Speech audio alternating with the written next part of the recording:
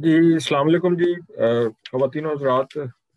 मैं शोएब सरवर जी Pakistan council Los Angeles से हाज़िर हूँ। ये आज हमने अपनी वेबिनार सीरीज़ मुख्तलिफ टॉपिक्स पे की हुई है। उसके सिलसिले में हमने जो हमारा लेटेस्ट ये वेबिनार है तो basically income tax law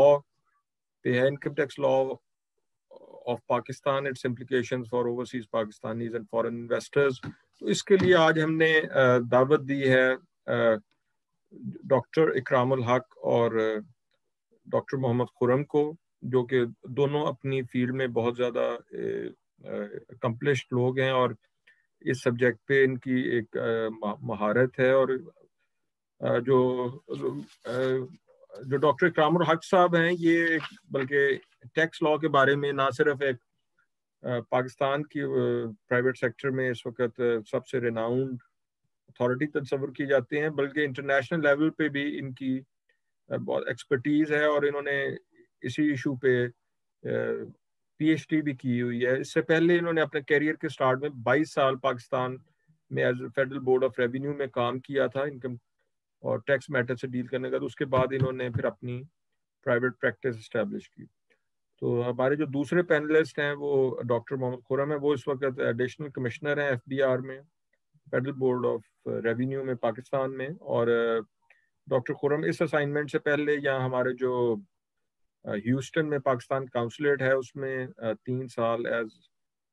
commercial अटैचे इन्होंने सर्व किया है। तो ये अमेरिका के जो बिजनेस और कॉर्पोरेट लैंडस्केप से भी अच्छी तरह वाकिफ हैं। और इससे पहले ये हार्वर्ड से इन्होंने एलएलएम भी किया हुआ है और उसके अलावा इन्होंने यूनिवर्सिटी ऑफ ऑक्सफोर्ड से भी डिग्री हासिल की है। तो ये जो ना सिर्फ गवर्नमेंट साइड, दूसरी साइड को भी अच्छी तरह समझती हैं और इनको अंदाज़ा है कि हमारे जो कम्युनिटी है उसके उनके इश्यूज होते हैं। तो इकरामुल हक साहब,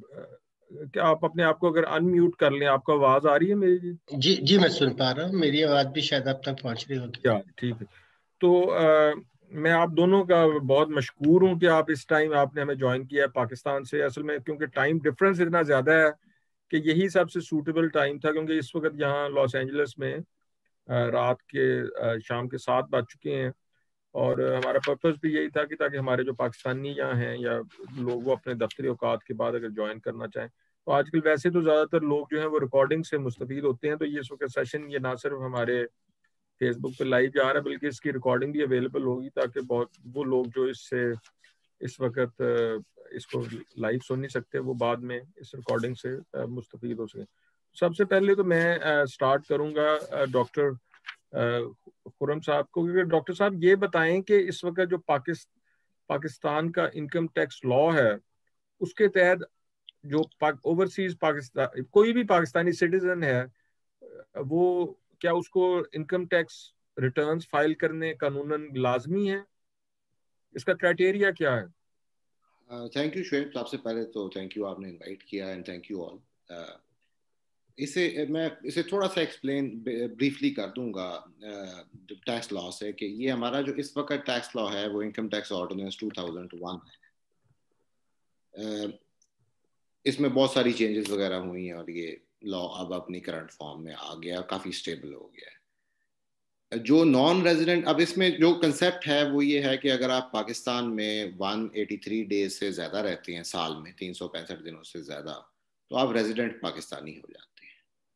जब आप रेजिडेंट हो गए तो आपकी पूरी इनकम टैक्स हो गई। उसे सिंप्लीफाई करें तो पाकिस्तान से आपने कोई पैसे कमाए, टैक्स हो गए। मैं अमेरिका से कोई पैसे मुझे आ जाते हैं, मैंने कोई सर्विसेज वहाँ प्रोवाइड की हैं ऑनलाइन, वो भी टैक्स हो गए, क्योंकि मैं रेजिडेंट हूँ। मैंने 365 दिन यहाँ गुजारे हैं, 183 डेज से ज़्यादा। जब मैं बाहर चला जाता हूँ नॉन रेजिडेंट, जो हमारे मोस्टली पाकिस्तानी वहाँ पे माशाल्लाह काम कर रहे हैं, वो यहाँ नॉन रेजिडेंट हो जाते हैं क्योंकि वो 183 डेज से कम यहाँ है। तो उस केस में उनकी सिर्फ पाकिस्तान सोर्स अगर इनकम है तो वो टैक्सेबल है, वरना टैक्सेबल नहीं है। और उन्हें फिर रिटर्न, अगर उनका यहाँ रिटर्न फाइलिंग के लिए कुछ रिक्वायरमेंट्स हैं कि आपका अगर यहाँ फ्लैट है, प्लॉट है 500 स्क्वायर यार्ड्स का, आपके नाम पे 1000 सीसी से ज़्यादा गाड़ी है। पहले टेलीफोन लाइन आ गई थी, वो उन्होंने डिलीट कर दी कि भाई ये टेलीफोन लाइन तो बड़ी छोटी चीज़ है। इस तरह की कुछ आप प्रॉपर्टी इमूवेबल ओन करते हैं प्लॉट या फ्लैट की फॉर्म में, जिसका 500 स्क्वायर यार्ड्स का उन्होंने कोई एरिया बताया हुआ है कि रेटिंग एरिया, तो फिर आपके पास NTN है, फिर भी आप पे रिटर्न फाइल करनी, ये 4-5 कंडीशंस हैं कि आप पे रिटर्न फाइल करनी फिर ज़रूरी हो जाती है। तो इसके अलावा अगर आपकी पाकिस्तान सोर्स इनकम नहीं है, आपका यहाँ फ्लैट या प्रॉपर्टी नहीं है, तो you are not required to file a return as an overseas Pakistani. मैं डॉक्टर इकरामुल हक साहब से सवाल करूंगा, ये मैंने पिछले दिनों के पढ़ा था कि ये जो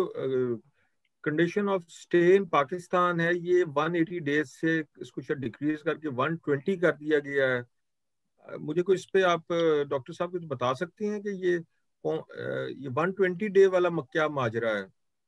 ये औज़ुबिल्लाहिमिनश्शैतानिर्रजीम, बिस्मिल्लाहिर्रहमानिर्रहीम। पहले तो आप सब हजरात को पाकिस्तान से मेरी तरफ से जो है वो गुड इवनिंग, क्योंकि हमारी तो अभी सुबह हुई है, आप शाम में हैं। तो मैं अर्ज करूं कि ये 2019 में एक तब्दीली लाई गई है कि अगर आप पाकिस्तान में 120 दिन रहें और आपका पिछले 4 साल में स्टे 365 डेज हो, तो फिर भी आप पाकिस्तान में रेजिडेंट बन जाएंगे। लेकिन अगर आप 119 दिन रहते हैं तो फिर वो जो शर्त पिछले 4 साल वाली है वो नहीं देखी जाएगी, वो वहां ट्रिगर होगी अगर आप किसी एक साल में पाकिस्तान में 120 दिन रहते हैं। ये 2019 से पहले की सूरत हाल सिर्फ यही थी कि अगर आप किसी साल में 183 डेज हों तो फिर आप पाकिस्तान में रेजिडेंट थे। अब ये दोनों शर्तें रख दिया कि तो 183 डेज है तो फिर तो स्ट्रेट फॉरवर्ड आपके पिछले 4 साल का रिकॉर्ड देखना भी जरूरी नहीं है। मगर अगर आप 120 वाला भी बेंचमार्क क्रॉस कर गए हैं और वो आप यूं समझ लीजिए कि वो 120 और 183 के दरमियान है, लेकिन अगर 119 भी है तो फिर भी आप नॉन रेजिडेंट रहेंगे। लेकिन अगर वो 120 से लेकर 182 तक हो गया तो फिर एक और एक्सरसाइज करनी पड़ेगी। ये देखना पड़ेगा कि पिछले 4 जो साल थे यानी टैक्स ईयर, उसमें आप मजमूई तौर पर पाकिस्तान में 365 डेज तो नहीं रहे, यानी कि क्यूमुलेटिवली, जरूरी नहीं कि एक साल में। तो ये एक नई इन्होंने चीज डाली है। मगर बहुत ऐसे, चूंकि आपको पता होगा कि लोग जो ज्यादातर तो वो एक्सपेट्रिएट पाकिस्तान में 6 महीने या 120 डेज भी कम ही आते हैं। ये ज्यादा मिडल ईस्ट से और इस तरह की कुछ प्रॉब्लम्स में लोगों ने, पाकिस्तान के अपने लोगों ने इसको अब्यूज किया, जिसकी वजह से उन्होंने इस शर्त को डाला है ताकि अगर वो 120 डेज भी कर लें तो फिर उनका पिछला रिकॉर्ड देखा जाए। तो ये पेचीदगी जो है ये आमतौर पर वेस्ट में और यूनाइटेड स्टेट्स में या कनाडा के लोग जो हमारे मोज़ेज़ वहाँ पे सिटीजन्स हैं, उन पे तो ये मसाइल नहीं आएंगे। अच्छा, मैं इसको जरा सिंप्लीफाई, मैं आसान आसान सी कोशिश करूंगा कि सवाल इतने हों कि जो ऑर्डिनरी जो ओवरसीज पाकिस्तानी हैं यहाँ बैठे हुए, ताकि उनको वो इससे रिलेट कर सके और समझ उनको आ सके। क्योंकि नॉर्मली जो पाकिस्तानी यहाँ अमेरिका में रहती हैं वो उनकी कोई एक आध इन्वेस्टमेंट होती है, तो पहले तो इतनी अवेयरनेस नहीं थी कि पाकिस्तान में भी, क्योंकि डॉक्यूमेंटेशन ऑफ इकोनॉमी की अब ये ड्राइव हुई है, तो ये ज़्यादा लोगों को इस पे मतलब ज़्यादा अवेयरनेस भी हो रही है और प्रॉब्लम भी आ रही है कि अगर वो पैसे वापस रिपेट्रिएट करें। तो बहुत से पाकिस्तानी हैं जिन्होंने वहाँ पाकिस्तान में साल के तौर पे घर लिए हुए हैं और वो घर घर आपने किराए पे दिया हुआ है। तो जो जो ये इकराम साहब, जो मुझे समझ आया कि उस पे फिर आपको इनकम टैक्स रिटर्न्स फाइल करने होंगे पाकिस्तान में, इफ आई एम करेक्ट। जी, पाकिस्तानी सोर्स इनकम अगर आपकी कोई है तो उसके लिए उन्होंने ये तो जाहिर है कि रखा है कि आपको जो रिटर्न फाइल करना होगा। मगर ये जो है इसको वो अभी बहुत जल्दी जो है इस मामले में ये भी असूल लाने की कोशिश कर रहे हैं कि महज इस वजह से कि आपकी वहाँ कोई पैसिव इनकम पड़ी है, यानी इंटरेस्ट इनकम है। अभी आने वाले जो है लम्हों में हम रोशन जो डिजिटल अकाउंट है उसका जिक्र भी हम करेंगे। तो अब वो इसमें सहूलत पैदा कर रहे हैं कि बजाय इसके कि आपको जो है वो रिटर्न्स के और पाकिस्तानी लॉज में लाया जाए, एक ऐसी जो है वो टैक्स की स्कीम तैयार की जाए जिसमें आप ज्यादातर जो है वो मामलात में आपको पाकिस्तान में रिटर्न ना देनी पड़े। हाँ, अमेरिकन कानून के मुताबिक तो अमेरिकन सिटीजन कहीं भी हो उसके लिए तो नंबर ऑफ डेज का मसला नहीं है, उसको तो अपनी टोटल वर्ल्ड इनकम अमेरिका में दिखानी ही होती है। और हमारी जो अमेरिका के साथ एक टैक्स ट्रीटी है उसके अंदर अगर पाकिस्तान में कोई टैक्स आपका पे भी हुआ है तो वो आपका क्रेडिट आपको अमेरिका में मिल जाएगा। तो अच्छा, इस पे मैं, जो मेरा एक सप्लीमेंट्री सवाल है, मिसाल के तौर पे घर आपका किराए पे है, इस पे कोई ये रिक्वायरमेंट नहीं है कि जी कि इससे ऊपर किराया हो तो आपको फाइल करना होगा? क्योंकि मिसाल के तौर पे अगर हाउस रेंट है वो 10,000 रुपये, अब ये तो लीगली आप कह रहे हैं कि उस पर टैक्स रिटर्न बनता है फाइल करना जी, पाकिस्तान? वैसे तो 4 लाख तक उन्होंने उसको जो है वो एग्जम्प्ट रखा हुआ है, और फिर उसके अंदर जैसे जैसे स्लैब्स बढ़ते हैं तो आमतौर पर इंडिविजुअल तो वहाँ पाकिस्तान में टैक्स विद होल्ड नहीं करते, मगर अगर आपने किसी कंपनी को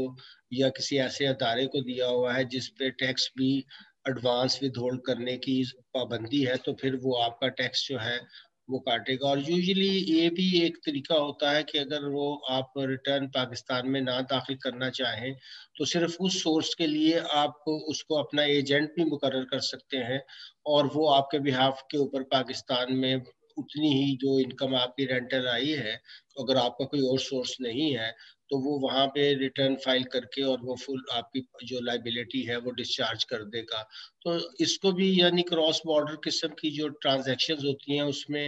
आम एक इंडिविजुअल के लिए तो इतनी पेचीदगियां नहीं है, और उनके यहाँ चाहे आप डिविडेंड इनकम हो या आपकी इंटरेस्ट इनकम हो, रेंटल इनकम हो, इस पे चूंकि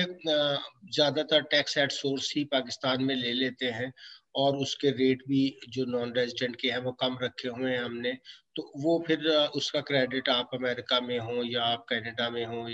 क्योंकि मिडिल ईस्ट के तो मेरा नहीं ख्याल कि अभी किसी भी मुल्क ने पर्सनल इनकम टैक्स लगाया है। अब तेल की आमदनी में कमी होने की वजह से और अखराजात बढ़ने से वहाँ ज्यादातर कॉरपोरेट टैक्स है या वीएटी है, मगर अभी किसी ने वहाँ पर्सनल इनकम टैक्सेशन नहीं की, तो उनके यहाँ तो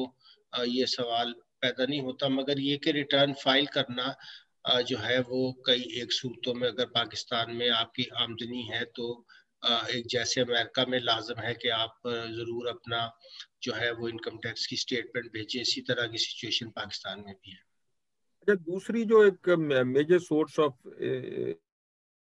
में है, एक तो है ना कि जो घर किराए की रियल स्टेट से मेरी मुराद यहाँ लैंड एक्विजिशन है, कि जैसे लाहौर में या कराची में मतलब ओवरसीज पाकिस्तानियों ने डीएचए में प्लॉट लिए हुए हैं। तो अब अगर वो 10 साल पहले प्लॉट लिया था, आज वो बेचते हैं, डिस्पोज ऑफ करते हैं, तो क्या उनको भी टैक्स कोई फाइल करना पड़ेगा? कैपिटल गेन्स टैक्स के सिलसिले जी में टैक्स रिटर्न फाइल करना पड़ेगा? और उसका रेट क्या है कैपिटल गेन्स टैक्स का जी ओवरसीज पाकिस्तानियों के लिए? जी, अभी जो इस साल की तरमीम हुई है उसमें जो है वो उन्होंने अगर कंस्ट्रक्टेड प्रॉपर्टी है और आप 2 साल के बाद अगर उसको डिस्पोज ऑफ करते हैं तो फिर आप पे कोई कैपिटल गेन टैक्स नहीं है, और अगर खाली प्लॉट है तो उसके लिए 4 साल कर दिया है। पहले ये पिछले साल यानी कि जो अमेंडमेंट की थी 8 साल और 4 साल की, उसको एक हद तक जो है वो कम किया गया है, क्योंकि वो बहुत ही ज्यादा एक ऐसा होल्डिंग पीरियड था जो यूजली लोग नहीं रख सकते। अब 8 साल प्लॉट को रखना तो जाहिर है, आपने घर बनाना हो तो ठीक है, वरना अगर आप बिजनेस वेंचर कर रहे हैं तो फिर तो जाहिर है कि आप उसको 8 साल नहीं रखेंगे। अब वो 4 साल कर दिया उन्होंने, और जो बाकी है अगर आपकी कंस्ट्रक्टेड है तो उस पर 2 साल की लिमिट लगाए हैं। मगर इसमें भी जो है वो हम कोशिश कर रहे हैं कि अगर नॉन रेजिडेंट यहाँ आकर इन्वेस्टमेंट करते हैं और आपकी रियल स्टेट में वो कंट्रीब्यूट करते हैं, और वो अगर एक कंपनी है जो कि इस पर्पस के लिए रियल स्टेट के लिए उनको रजिस्टर्ड किया गया है, तो उसके डिविडेंड जो है वो हम एग्जम्प्ट कर दें, ताकि वो एक तो उनको इन्वेस्टमेंट जो है वो बहुत सिक्योर्ड हो जाए। क्योंकि जब वो आमतौर पर दूसरी जगह करते हैं तो आपने देखा कि बहुत ज़्यादा पाकिस्तान में लैंड रिकॉर्ड के मसले का, और बहुत से जो थे वो लोगों ने उस पे कब्जे भी किए। और उसके बाद ही फिर सुप्रीम कोर्ट ने वहाँ पे कंप्लेंट सेल बनाया कि अगर आप किसी भी नॉन रेजिडेंट के साथ, तो एक्सपेट्रिएट पाकिस्तानी के साथ ये ज्यादती हो, तो वो फौरी तौर पर बजाय के कोर्ट केसेस में जाएं और फिर लॉयर्स और लॉन्ग जो है वो प्रोसेस हो, फी पे हो, वो उनके कंप्लेंट सेल पर आए और वहाँ अपनी शिकायत दर्ज करवा दें, और फिर फौरी तौर पर जो है वो खुद सुप्रीम कोर्ट उसको जो है लेती है, उस केस को कोई और अदालत नहीं देखती, और वो उसके ऊपर बहुत सख्ती से 1-2 महीने के अंदर जो है वो अपनी जो भी ग्रीवेंस होता है उसकी रिड्रेसल कर देते हैं। तो बहुत से ऐसे इनिशिएटिव हुए हैं जिससे पहले लोग इस डर से नहीं आते थे कि पाकिस्तान में ये मसाइल होते हैं, वो अब अल्हम्दुलिल्लाह काफी हद तक जो है वो खत्म हो गए। जी, अच्छा, एक और जो सेक्टर है वो है जो खासतौर पे जो पाकिस्तान में से जो लोग आए हुए हैं देही इलाकों से, वो अभी भी उनकी एग्रीकल्चर लैंड है, कॉमन प्रॉपर्टी जिसको मुश्तरका खाते कहेंगे अपने रिलेटिव्स के साथ, वो एग्रीकल्चर लैंड होल्ड करती हैं पाकिस्तान में। तो आप मुझे ये बताएं कि जो जो पाकिस्तान ये मैं खुरम आपको ये एड्रेस कर रहा हूँ, ये बताएं कि जो एग्रीकल्चर इनकम है, अगर एग्रीकल्चर सोर्स से इनकम होती है, क्या उसको उसके लिए उस पे अब ओवरसीज पाकिस्तानियों को इनकम टैक्स रिटर्न फाइल करने की जरूरत है, या उसके सिलसिले में एक सर्टन मिनिमम इनकम है उससे ऊपर हो तो फाइल करने की जरूरत है, या ये सूबे के साथ फाइल करना होगा एग्रीकल्चर का? क्योंकि एग्रीकल्चर टैक्स का भी जो मामला है, जो लोगों से बात करें, वो काफी ज्यादा कॉम्प्लिकेटेड है, मतलब कोई इतना आसान नहीं है उसकी कई जो सूबों और खासतौर पे जो फेडरेशन के लेवल पे वो जिस तरह डिस्ट्रीब्यूशन है, तो ये थोड़ा उस पर एक्सप्लेन करेंगे आप? Frankly you will have to put this to doctor Ikram, क्योंकि ये है सूबों का था, बट इसका अच्छा। एग्रीकल्चर टैक्स का कोई क्रेडिट की बात रिसेंट हुई है जब मैं अमेरिका में था, इन्होंने कुछ चेंज किया है उसके अंदर, सब्जेक्ट प्रोविंशियल है अभी भी, बट उसमें कोई क्रेडिट इश्यूज शायद आए हैं जो कि टैक्स रिटर्न के हिसाब से हैं कि आपकी एग्रीकल्चरल इनकम पे कुछ कुछ जी कुछ पोर्शन है। जी, ठीक। इकरामुल हक साहब, आप इस पे कंट्रीब्यूट करना चाहेंगे जी, अगर आप जी, थोड़ा सा एक्सप्लेन करें? जी, मैं अपने जो हमारे ओवरसीज एक्सपेट्रिएट्स हैं और हमारे एक तरह से बहुत बड़ा सासा भी है, उनके लिए इसको सादा यूं बयान करूंगा कि पाकिस्तान के अंदर इनकम पे टैक्स लगाने का इख्तियार तो फेडरल गवर्नमेंट को है, मगर जो एग्रीकल्चर इनकम टैक्स है उसको सूबाई जो है वो सब्जेक्ट रखा गया है। अब उसके लिए जाहिर है कि जब आप वहाँ कोई टैक्स पे करते हैं तो आपको वो आमदनी यहाँ भी, जहाँ इस मुल्क में आप हैं, जहाँ जहाँ भी इनकम टैक्स है और जहाँ आप रेजिडेंट हैं, और अमेरिका में तो सिटीजनशिप की बुनियाद पर आपको दिखाना होता है। तो इसके अंदर जो हमारा टैक्स ट्रीटी थी उसमें था कि अगर कोई फ्यूचर में सिमिलर टैक्स जो है, जो अमेरिका में अगर आपकी एग्रीकल्चर इनकम है और उस पर आपको टैक्स देना पड़ता है, तो उसको सिमिलर नेचर की अगर इनकम पाकिस्तान में भी टैक्स हो रही है तो वो फिर आपको टैक्स क्रेडिट जो है वो अमेरिका में जरूर मिल जाएगा। क्योंकि वो जब है तो उसमें स्टेट एंड सब स्टेट्स दोनों को कवर कर लिया जाता है, ताकि ये ना हो, क्योंकि बाज़ ममालिक में तो ये काम जो है आपने देखा होगा कि एक इंडिया है या 2-3 और पाकिस्तान है, वरना हर तरह की इनकम को हम इनकम टैक्स लॉ में ही एक ही अथॉरिटी जो है वो टैक्स करती है। मगर हमारे यहाँ चूंकि सूबाई जो है और वफाकी हुकूमतों के दरमियान बहुत से टैक्सेस जो हैं वो डिवाइडेड हैं। जैसे यहाँ सेल टैक्स ऑन सर्विसेज जो है वो हमारे यहाँ सूबों का मसला है, और सेल टैक्स ऑन गुड्स जो है वो वफाकी सब्जेक्ट है। और इंडिया में जो था वो इसके बरक्स था, मगर उन्होंने 2017 में एक harmonise sale tax on goods and services लगा लिया, ताकि जो ईज ऑफ डूइंग बिजनेस है वो हो जाए। और हम भी कोशिश कर रहे हैं कि पाकिस्तान में बजाय कि हम इसको डिवाइडेड रखें, क्योंकि फिर ये प्रॉब्लम होते हैं कि इनपुट टैक्स कहाँ लिया जाएगा। आपको पता ही है सप्लाई चेन्स के अंदर जो है एक सूबे से दूसरे सूबे में अगर चीजें मूव करती हैं तो आप एक से ज्यादा ज्यूरिस्डिक्शन जो है उसमें आपका केस फॉल कर जाता है और मसाइल पैदा होते हैं। बहुत सी कॉरपोरेशन जो है वो ट्रांस प्रोविंशियल काम कर रही होती हैं, जैसे अब बैंक है, अब बैंक जो सर्विस दे रहे हैं वो उनकी तो हर जगह ब्रांचें हैं सारे पाकिस्तान में। तो अभी बहुत ही हालिया तौर पे सुप्रीम कोर्ट ने भी एक फैसला दिया है कि अगर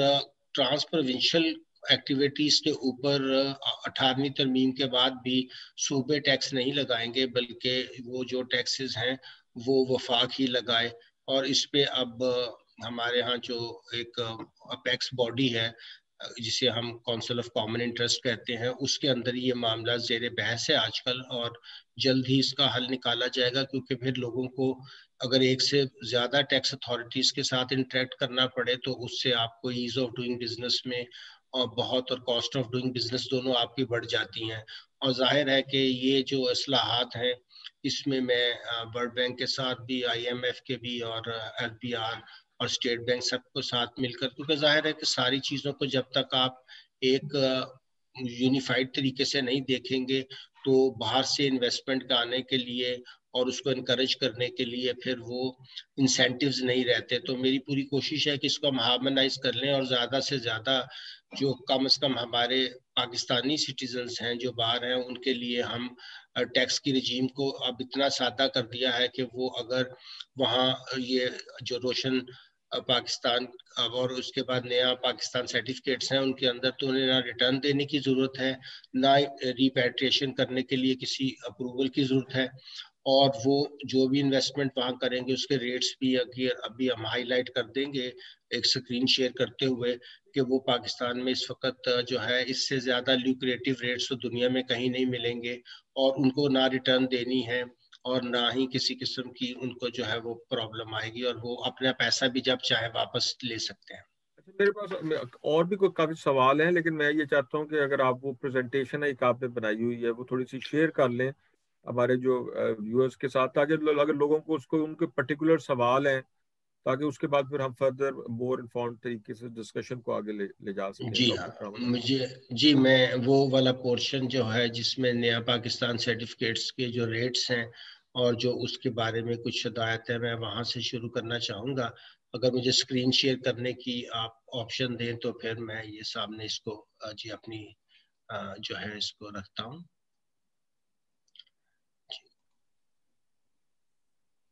जी इसमें मुझे क्या मल्टीपल मैं पार्टिसिपेंट्स कैन शेयर साइमल्टेनियसली? जी मैं खुद कर सकता हूँ, तो अगर आप वहाँ मुझे लॉ कर दें तो मैं शेयर कर रहा हूँ। जो सब लोग देख पा रहे हैं इसको या नहीं देख पा रहे, जरा आ रहा है डॉक्टर साहब, आ रहा है जी? हाँ आ रहा है। हाँ जी, ये देखिए, ये अब इन्होंने एक टेबल के जरिए मैंने सादा इसको करने की कोशिश की है कि जो नया पाकिस्तान सर्टिफिकेट्स हैं अगर उसमें US डॉलर में आप इन्वेस्टमेंट करते हैं तो आपको मिनिमम $5,000 है, 3 महीने का इंटरेस्ट 5.5 है ऑन मेच्योरिटी, और 6 मंथ का 6% है, और 12 मंथ का 6.5 है मेच्योरिटी पे, और 3 साल का रेट आप देख रहे हैं कि 6.7% पर एनम है, और ये आपको बाई एनुअल बेसिस पे मिलेगा, और 7% annual on semi annual basis पे जो है वो 7% है अगर आप 5 साल के लिए रखते हैं। पाक रुपीस के अंदर अगर आपने इन्वेस्टमेंट करना चाहते हैं तो वो 100,000 मिनिमम है उसका, और मेच्योरिटी 3 महीने की 9.5 पे है, 6 की 10% है, और 12 मंथ में ये 10.5% ऑन मेच्योरिटी है, और लॉन्ग टर्म जो है उसके अंदर 10.75 और 11% है, मगर वो हाफ ईयरली फिर अगर आप उसको चाहे तो वापस ले लें, चाहे तो री इन्वेस्ट भी कर सकते हैं। अच्छा, इसमें मैं एक और स्क्रीन शेयर करूंगा तो आपको अंदाजा होगा कि इसमें शरिया कंप्लाइंट भी उन्होंने किया है, ताकि अगर बहुत से लोग जो हैं वो नहीं चाहते कि वो इंटरेस्ट जो है वो गैर इस्लामी तरीके से ले, तो उसको एड्रेस करते हुए भी ये एहतमाम किया गया है कि हम उसको जो है वो फिर इस तरह से भी कर लें कि ये रेट तो यही रहेंगे मगर वो शरिया कंप्लाइंट भी होंगे। तो अगर आप मेरी स्क्रीन इस वक्त देख रहे हो तो मैं जल्दी से ये बयान कर दूंगा कि ये digital banking facility for non resident Pakistanis उन्होंने सिर्फ क्रिएट की है। ये आप स्टेट बैंक की साइट पे जाएंगे तो 6 बैंक आपको मिल जाएंगे, उसमें से जो उसको भी आप चूज करना चाहते हैं, और 48 आवर्स में आपका रोशन डिजिटल अकाउंट खुल जाएगा, जिसके लिए आपको किसी किस्म की ना पाकिस्तान में विजिट करने की जरूरत है, ना कोई बहुत ज्यादा डॉक्यूमेंटेशन की जरूरत है, और इसको आप फिर इन्वेस्टमेंट भी इसकी कर सकेंगे चाहे तो नया पाकिस्तान जिसके रेट्स बहुत अच्छे हैं, और अगर आप चाहें कि आप कोई और एवेन्यूज भी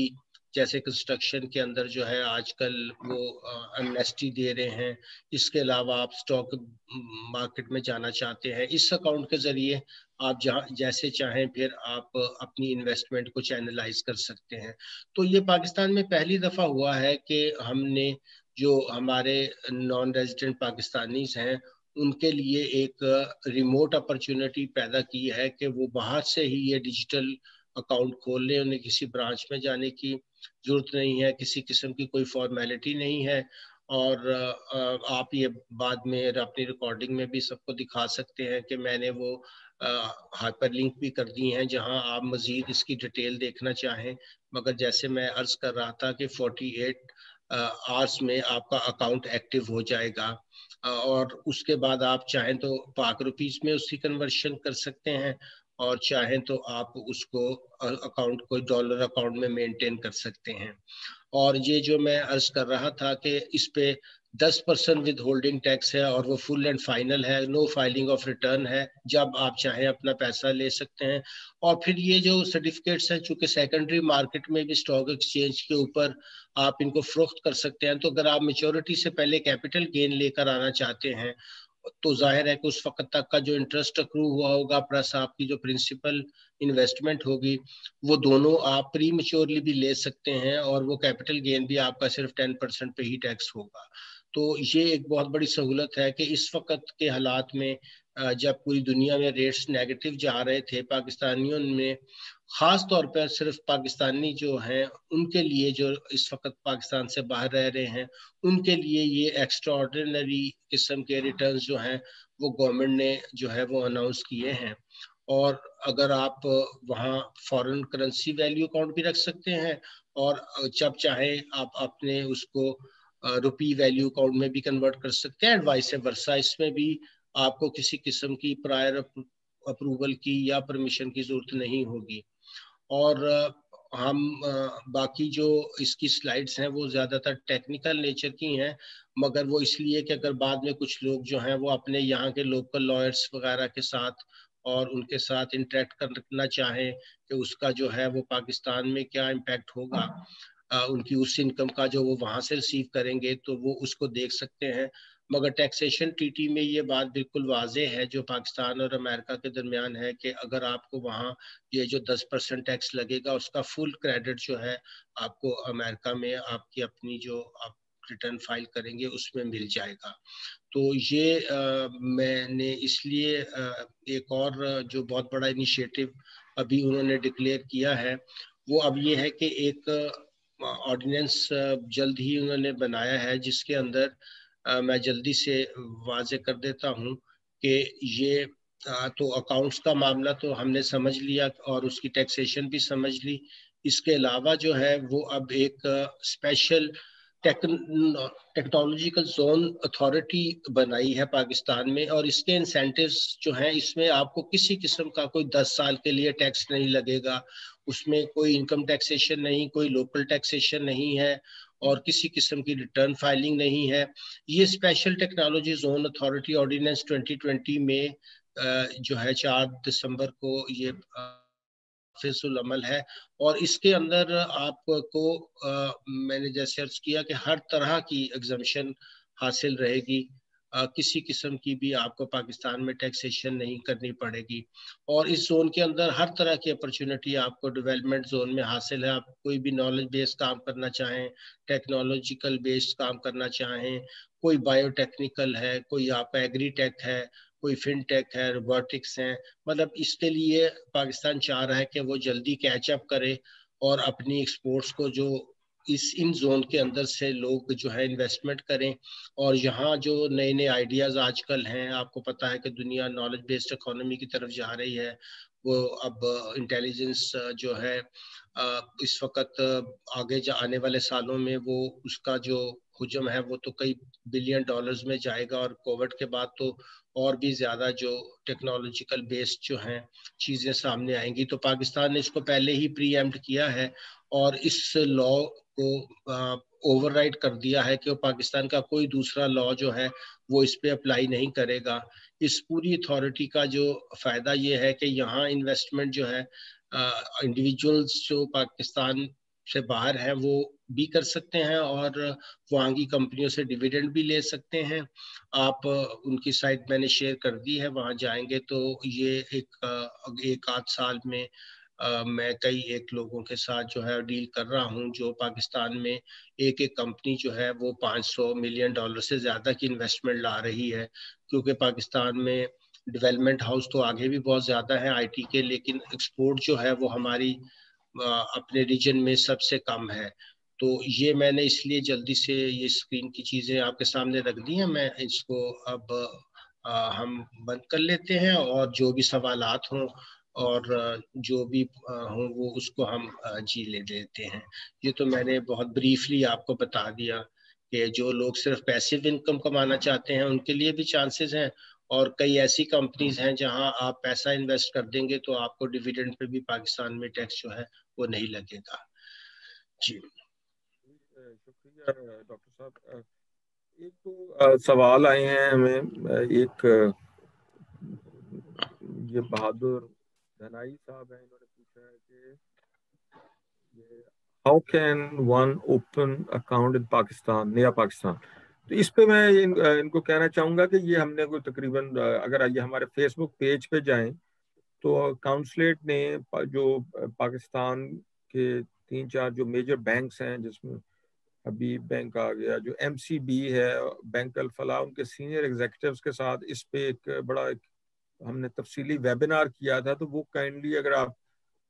उसको देख लें और सुन लें तो उसमें आपके काफ़ी जो आपके सवाल हैं वो उनके आपको जवाब मिल जाएंगे। और ये जो बैंक इसमें 8 बैंक हैं इस वक्त जो पाकिस्तान के पार्टिसिपेट कर रहे हैं इस नया पाकिस्तान प्रोजेक्ट में, तो उनकी आप वेबसाइट पे भी जाएं तो वो उस पे इसके बारे में फर्दर इंफॉर्मेशन है। तो मैं आपको कहूँगा कि आप वो वेबिनार जरूर देखें जी। तो दूसरा सवाल एक शायद खान साहब है, उन्होंने कहा है कि we don't have Pakistani ID and don't know how to get one, this will be the first step in opening the account. जी, ये जो नया पाकिस्तान जो इनिशिएटिव है ये is targeted towards overseas Pakistanis. तो ओवरसीज पाकिस्तानीज के जो एक प्रूफ है वो एक national ID card for overseas Pakistani है, या पाकिस्तान ओरिजिन कार्ड है, या आपके पास वैलिड पाकिस्तानी पासपोर्ट हो। तो अगर ये आपके पास नहीं है अभी तक तो ये मैं आपसे रिक्वेस्ट करूंगा कि ये आप नाइकॉप या पीओसी जिसको हम कहते हैं ये बनवाएं। और उसके लिए आप जो है नादरा की जो वेबसाइट है, हमारा इदारा है www.nadra.gov.pk, उस पे आप जाके अप्लाई कर सकते हैं। तो ये अगर डॉक्यूमेंट कंप्लीट हो तो ये 3 से 4 हफ्ते में ये आईडी कार्ड बन के आए थे। तो अब ये मैं डॉक्टर खुरम साहब से ये पूछूंगा, डॉक्टर साहब ये मुझे बताएं कि पाकिस्तान में जो जो टैक्स ईयर है वो कब से कब तक होता है।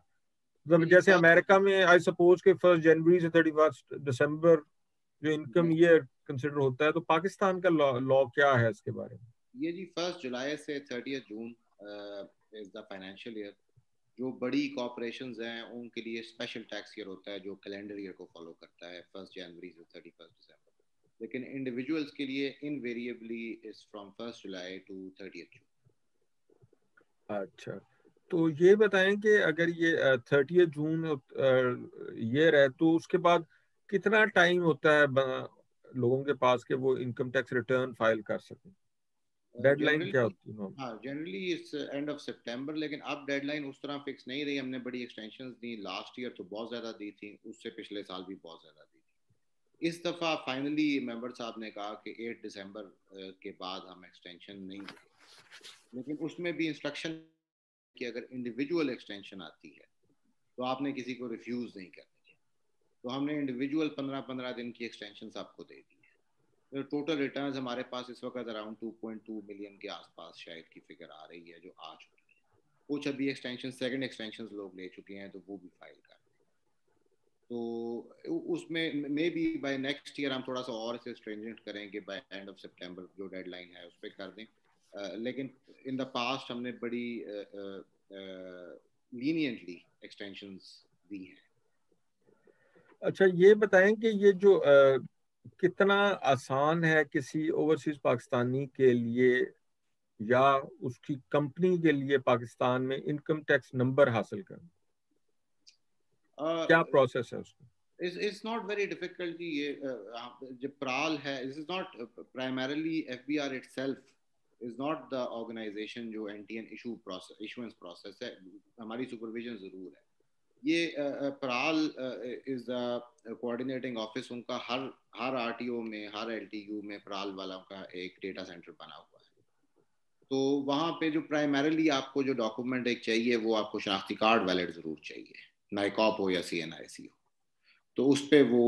NTN आपका बन जाता है फ़ौरन। और इसमें ये एक प्रोसेस चल रहा है कि आपका CNIC he hopefully in the future आपका NTN डेजिग्नेट हो जाएगा, जो आपका कंप्यूटराइज्ड आइडेंटिटी कार्ड नंबर है वही NTN डीम हो जाएगा। तो ये बताएं कि एक आम इंडिविजुअल के लिए इनकम टैक्स रिटर्न फाइल करना कितना मुश्किल काम है या कितना आसान काम है? क्या जो एक आम आदमी FBR की वेबसाइट पे जाके, जैसे बहुत से मुल्कों में है कि जी अक्सर लोग यहाँ अमेरिका में बताते हैं जिनकी कोई खास एक आध सोर्स ऑफ इनकम होता है कि जी वो IRS की वेबसाइट पे जाके खुद कुछ लेसन्स भी हैं, वो आप ट्रेनिंग भी एक्वायर कर सकते हैं, बल्कि आप कुछ आज के उसके बाद आप इनकम आराम से वो लोग टैक्स भी फाइल कर लेते हैं। तो पाकिस्तान में ये टैक्स फाइलिंग जो है FBR की वेबसाइट पे जब आप जाएं तो कितना आसान है, या आप एडवाइस करेंगे कि ये इसको through another representative tax adviser या टैक्स कंसल्टेंट या अकाउंटेंट ही जाना चाहिए ताकि गलती ना हो? नहीं, मेरा ख्याल है बहुत आसान है। मैंने खुद ही फाइल करता हूँ। मेरी वाइफ को इस दफ़ा मैंने कहा कि आप अपनी खुद फाइल करें, तो शी फाइल, उसकी खैर इनकम नहीं थी हाउस वाइफ की वजह से, बट जब उसने फाइल की तो उसने कहा ये तो बड़ा सिंपल है। फिर साथ बैठ के देखा, उसमें हमने बड़ा सिंप्लीफाइड सिस्टम, आयरस में आपने एक अपना अकाउंट बनाना है जिस तरह आप ईमेल अकाउंट बनाते हैं, जिसमें आपका जो मेन ID है वो आपका CNIC होगा, पासवर्ड आपने सिर्फ कहीं लिख लेना है, याद कर लेना है। वो once you get into the system तो आपको सामने ही आइकन्स बड़े बड़े नजर आ जाएंगे कि डेक्लेरेशन का मतलब है कि रिटर्न। वो आपको साल बता देगा कि इस साल, वो भी बताएगा कि इस 1 जुलाई से 30 जून तक आप फाइल करना चाहते हैं, वो आप सिलेक्ट कर लें। उसके बाद वो बड़े सिंपल आइकन से आपसे पूछेगा कि आपकी इनकम सोर्स क्या है। सैलरी है, आप वो अमाउंट डालेंगे, वो उस पर टैक्स खुद कैलकुलेट करके आपको बताएगा कि ये है। आपने सिर्फ अपनी स्टेटमेंट से देखना है कि इतना कटा हुआ है, वो आप डाल देंगे कि मेरा इतना कटा हुआ है, वहां से वो रिफंड या डिमांड कैलकुलेट कर लेगा। इसी तरह नेक्स्ट स्टेप पे ले जाएगा कि प्रॉपर्टी इनकम है, आप नील कर दें। कोई आपका टैक्स एडजस्टेबल कटा हुआ है, फॉर एग्जांपल सेल फोन पे कटा हुआ है, आपके पास सर्टिफिकेट पड़ा है, वो अमाउंट डाल दें, वो एडजस्टेबल है। जो बाकी था ये एजुकेशन वाला, ये एडजस्टेबल था, बच्चों की एजुकेशन पे 5% एडवांस टैक्स, वो अब खत्म हो गया, तो वो भी एडजस्टेबल था। तो ये एडजस्टेबल टैक्सेस थे। घर का बिजली का बिल एडजस्टेबल नहीं है, गैस का बिल पे टैक्स एडजस्टेबल नहीं है, वो नहीं डालेंगे जाहिर। पर्सनल एक्सपेंसेस की एक छोटी सी डिटेल होगी कि भाई क्या एक्सपेंडिचर है अगर आपकी इनकम है, तो इट्स प्रीटी इजी। अनलेस कि आपके को बहुत मल्टीपल सोर्सेज हैं इनकम के, अगर आपके 2-3 सोर्स हैं, लेट्स से सेविंग सर्टिफिकेट है, रेंटल इनकम है, सैलरी है, ये 2-3, ये तो बहुत आसान है मैनेज करना, उसमें आपको जरूरत नहीं है कि आप किसी से, वो इतना इजी है कि जिस तरह HR ब्लॉक है USA में, HR ब्लॉक में मैंने कुछ अर्सा काम भी किया था, तो वो सॉफ्टवेयर आपको बहुत सारा कैलकुलेट कर देता है। आपने सिर्फ उसे एक दफा प्रैक्टिस करना है, जो थोड़ा सा टाइम लेगा फर्स्ट टाइम। उसके बाद मेरा ख्याल है इट टेक्स हार्डली 20 मिनट्स और 10 मिनट्स। ये डॉक्टर इकरामुल हक ने भी ये पॉइंट मेंशन किया है और आपने भी गुफ्तगू में, लेकिन मैं थोड़ा सा अपने जो व्यूअर्स की इंफॉर्मेशन के लिए दोबारा इसको चाहूंगा कि आप एलेबरेट कर दें, क्योंकि US में टेक्निकली जो US का जो IRS के लॉ है, वो मुझे जो समझ है उसके मुताबिक US सिटीजन दुनिया में कहीं भी हो उसको US में टैक्स फाइल करना होता है, इनकम टैक्स रिटर्न फाइल करने होते हैं। अच्छा, आप लोगों को आप ये बताएंगे कि जो अमेरिकन सिटीजन्स हैं, पाकिस्तानी ओरिजिन की, जो पाकिस्तानी सिटीजनशिप भी होल्ड करते हैं और पाकिस्तान में जिनकी कोई इन्वेस्टमेंट का मतलब क्या है और इसका फायदा क्या है उन लोगों को जो यहाँ बैठे हैं? देखिए, अवॉइडेंस ऑफ डबल टैक्सेशन इस तरह है कि लेट्स से वो US सिटीजन है, उसने वहां फाइल करना ही करना है। फॉर सम रीजन जनरली तो यूएस में इतना टाइम नहीं, लोग इतने दिन आके यहाँ, लेट्स से कि वो यहाँ रेजिडेंट हो जाता है, 6 महीने से ज्यादा ही स्टेज हियर, और वो यहाँ इनकम डिराइव करता है 183 डेज में, वो कोई इनकम डिराइव करता है इससे ज्यादा पे, और उस पर जाहिर है वो टैक्सेबल हो जाता है उसकी। अब वो यूएस में भी टैक्स फाइल करेगा, वहां से भी इनकम आ रही है, उस पर भी करेगा, यहाँ से भी इनकम आ रही है, यहाँ पे भी टैक्स हो गया है। तो अगर वो यहाँ पे टैक्स हो गया है तो उसका वो क्रेडिट फिर यूएस में जाके ले लेगा, और यही अवॉइडेंस ऑफ डबल, हमारी डीटीटी साइंड है यूएस के साथ, हमारी जो अवॉइडेंस ऑफ डबल टैक्सेशन है वो साइंड है, वो मल्टीपल चीजों पे होती है, बिजनेसेस भी होते हैं कि अगर यूएस एंटरप्राइज यहाँ आती है, परमानेंट स्टैब्लिशमेंट बनाती है, फिर कैसे टैक्सेशन होगी। डिविडेंड का रेट उन्होंने बताया है कि 10% से ज्यादा नहीं होगा, उसमें एयरक्राफ्ट के ऊपर टैक्सेशन नहीं है। तो वो मल्टीपल जो डीटीटी है वो मल्टीपल साइड्स को देखती है, लेकिन इंडिविजुअल के लिए जो रेलेवेंट बात ये है कि अगर तो वो पाकिस्तान का तो इशू ये है कि अगर वो नॉन रेजिडेंट है और उसका कोई पाकिस्तान सोर्स इनकम नहीं है तो उसने टैक्स यहाँ फाइल नहीं करना, बेशक वो पाकिस्तानी है। अगर है पाकिस्तान सोर्स इनकम और जिस पे टैक्स कट गया है तो naturally he can get credit for the same in the US, वो उसे क्रेडिट मिल जाएगा उस टैक्स का, टू सिंप्लीफाई। अच्छा ये बताएं कि बहुत से लोग पहले पाकिस्तान में जो पाकिस्तानी है बाहर भी रहते थे, वो पाकिस्तान बेस्ड इनकम भी होती थी, तो टैक्स फाइल करने से मतलब कोई इतना ज्यादा एक उसको सीरियस नहीं लेते थे। अब मुझे थोड़ा बताएंगे कि इस जो पिछले 2-3 साल में डॉक्यूमेंटेशन ऑफ इकोनॉमी की ड्राइव हुई है पाकिस्तान में, कि कितना ज्यादा ये इम्पोर्टेंट हो गया है कि तमाम लोगों के लिए जिनकी किसी किस्म की इन्वेस्टमेंट है या इस तरह के, कि वो लॉ के साथ जो टैक्स मैटर्स पे कंप्लाई करें ताकि उनको किसी किस्म का बाद में प्रॉब्लम ना हो, और क्या इम्प्लीकेशन हो सकती है खासतौर पे, क्योंकि बहुत से लोग अब ये भी बताते हैं कि जब वो पाकिस्तान में अपनी कोई प्रॉपर्टी सेल करते हैं, उन्होंने रीपैट्रिएट करना होता है, तो वो बताते हैं कि जी वो बैंक गए जी, कोई कहेगा कि जी बैंक वाला कंप्लेन कर वो फलानी डॉक्यूमेंट मांग रहे थे, ये मांग रहे थे, तो वो ज्यादातर जो लोग बताते हैं कि जी वो कहते हैं जी कि टैक्स रिटर्न आप अपना दें, ये सोर्सेज ऑफ फंड क्या है, और उसमें ये चीज कैसे हेल्प कर सकती है कि जी कितना इंपॉर्टेंट है कि ये चीज को सीरियसली लिया जाए और अपनी जिम्मेदारी को पूरा किया जाए। देखिए विद टाइम, अब जब मैं जॉब में आया था कोई 20 साल पहले, तो उस वक्त इंफॉर्मेशन मैनुअल थी सारी, कोई अवेलेबल ज्यादा नहीं थी। अब at a click of a button मेरे पास जो अपने टैक्स पेयर्स मेरी जुरिस्डिक्शन में है, मेरे पास उनके बैंक अकाउंट्स की डिटेल आ जाती है, मेरे पास उनकी वेल्थ स्टेटमेंट आ जाती है, सारा कुछ कंप्यूटराइज्ड है। इसी तरह बैंकों से रेगुलर डेटा आता है, टैक्स ऑफिस से रेगुलर डेटा आता है, बेरी account for example, just for housing society से डेटा आता है, ट्रांसफर्स। इसकी इम्प्लीकेशंस क्या है अगर आप फाइल ना करें? दैट इज वेरी इंपॉर्टेंट कि आपने लेट से फाइल नहीं किया, आपने 5 करोड़ की प्रॉपर्टी ली है, आपका पैसा जेन्युइन है, लेकिन आपने टैक्स रिटर्न फाइल नहीं किया हुआ, वो आपसे जब टैक्स नोटिस आएगा तो टैक्स नोटिस इसमें प्राइमरीली ये आएगा कि आपके पास तो कोई सोर्स नहीं है, तो मैं 5 करोड़ पे टैक्स लगाता हूँ, तो एवरेज रेट ऑफ टैक्स चलें लेट्स से 30% पे आ जाए, तो ये कोई 1.5 करोड़ रुपया टैक्स पड़ जाएगा जो आपने इवेड किया होगा, और इतनी पेनल्टी 100% पेनल्टी होती है फॉर इवेडेड। अब ये 2-2.5 करोड़ रुपए की बात है। अगर आपने फाइल किया हुआ है और आपने बताया हुआ है कि जी पिछली प्रॉपर्टी मैंने ये बेची, मेरा कैपिटल गेन 5 करोड़ था, वो मैंने 4 साल रखी थी, वो एग्जैम्प्ट कैपिटल गेन था, ये प्रॉपर्टी मैंने डीटा और वो पैसे मैंने यहाँ परचेज कर लिए, तो आपने सिर्फ ये 2 लाइनें लिख के जवाब देना होगा और टैक्स अफसर केस को क्लोज कर देगा, वो कुछ भी नहीं कर सकता, फिर फर्दर ना करेगा ना कर सकता। तो विद कंप्यूटराइजेशन बैंकिंग सिस्टम हमें एक तो इंफॉर्मेशन बहुत ज्यादा आ गई है टैक्स ऑफिसर के पास, तो देर इज अ प्रॉब्लम कि अगर आप नहीं फाइल किया हुआ आपने और आपकी मल्टीपल प्रॉपर्टीज निकल आती हैं, तो फिर आप जो मर्जी कहते रहे वो यही कहेंगे जी आपके पास सोर्स नहीं थी, आपने टैक्स फाइल ही नहीं किया, तो हम आपकी सोर्स कैसे मान लें? उसे सिंप्लीफाई करने का तरीका ये है कि आप कहेंगे मेरी तो रिटर्न फाइल्ड है, आप वहां पे देख लें, उसके अंदर मेरे पास सोर्सेज हैं, दिए हुए हैं।